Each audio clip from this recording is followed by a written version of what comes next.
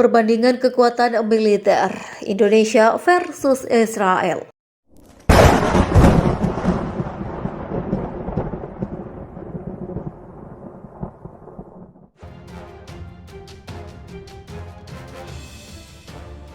Pada Desember 2020, publik dihebohkan dengan pemberitaan media Israel The Jerusalem Post tentang kemungkinan negara tersebut menormalisasi hubungan diplomatik dengan Oman dan Indonesia. Di awal tahun 2022, media Israel kembali mengejutkan publik dengan mengatakan bahwa Menteri Pertahanan Indonesia Prabowo Subianto melakukan upaya baru untuk menormalkan hubungan kerjasama Indonesia-Israel. Normalisasi hubungan Indonesia-Israel tampaknya menjadi isu sensitif yang mendapat perhatian dari berbagai kalangan. Menteri Luar Negeri Amerika Serikat Antony Blinken pernah mengangkat isu ini dalam pertemuannya dengan Menteri Luar Negeri RI Retno Marsudi. Hal ini kembali diberitakan oleh media yang sama dengan The Jerusalem. Namun Kementerian Luar Negeri RI menegaskan bahwa sikap Indonesia terhadap hal tersebut tetap tidak berubah. Indonesia tetap teguh pada pendiriannya untuk tidak menjalin hubungan diplomatik dengan Israel dan terus mendukung berbagai upaya kemerdekaan Palestina. Sikap ini juga didukung oleh beberapa lapisan masyarakat, termasuk anggota DPR, bahkan sejak isu ini pertama kali digulirkan. Ini soal sikap kalau dilihat dari sejarahnya, hubungan Indonesia-Israel hanya mengacu pada hubungan bilateral masa lalu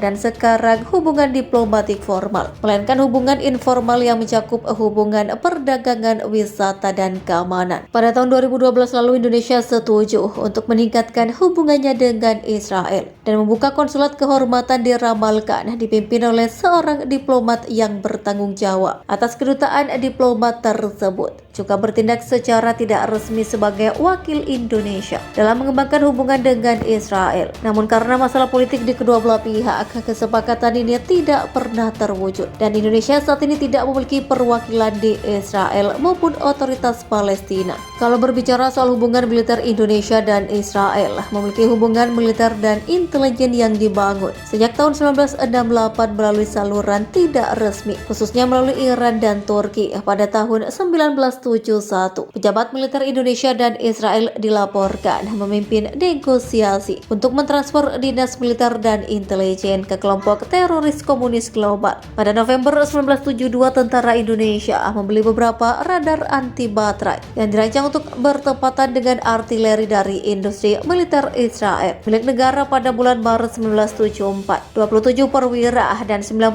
anggota ABRI dikirim untuk mempelajari artileri dan intelijen darat selama 2 bulan bersama Elin dan Sigit. Pada Januari 1975, TNI AL dan TNI AU mengirim 60 orang ke Israel untuk menyelidiki infiltrasi khusus dan operasi rahasia yang melibatkan Setet-13 dan Angkatan Laut Israel. Pusat pelatihan pasukan khusus didirikan pada November 1975 untuk melatih unit-unit kecil Kopassus dalam operasi udara dan laut. Pada bulan Agustus 1976, Kepala Staf Angkatan Udara Indonesia dan Israel bertemu dalam kunjungan dadakan ke Teheran untuk membahas pembelian 35 pesawat Douglas A. 4 pesawat tempur Sukhoi dikirim dari Israel pada 1981. 4 pesawat tempur Skyhawk dikirim dari Israel pada 1981. Hingga 82 tetap untuk kepentingan Palestina. Dari situs Global Firepower, Indonesia memiliki peringkat ke-13 dari 145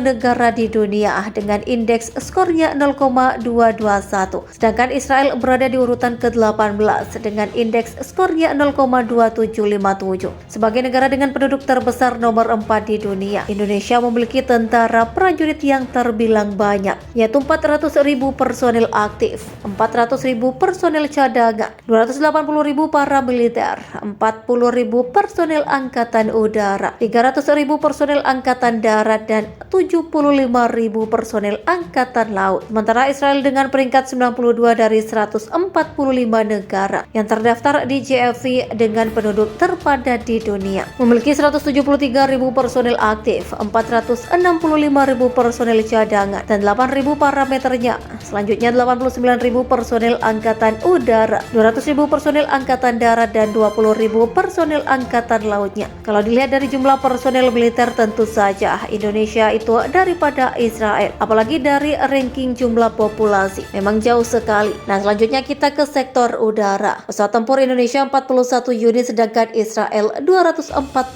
unit pesawat serangan khusus Indonesia, sedangkan Israel 32 unit pesawat pengangkut Indonesia, 67 unit sedangkan Israel, 15 unit pesawat latih Indonesia, 127 unit sedangkan Israel, 153 unit pesawat misi khusus Indonesia, 17 unit Israel, 23 unit helikopter militer Indonesia, 176 unit sedangkan Israel, 126 unit helikopter serang Indonesia. Helikopter serang Indonesia 15 unit sedangkan Israel 48 unit untuk sektor udara. Dengan posisi Israel di peringkat ke-18, tentu saja Israel mengungguli Indonesia yang berada di peringkat ke-25. Tank Indonesia 314 unit, sementara Israel 2.200 unit kendaraan lapis baja. Indonesia 128 unit, sementara Israel 56.290 unit artileri gerak. Indonesia 153 unit, sementara Israel 650 unit. Indonesia 414 unit, sementara Israel 300 unit proyektor roket. Indonesia 63 unit, sementara Israel 300 unit.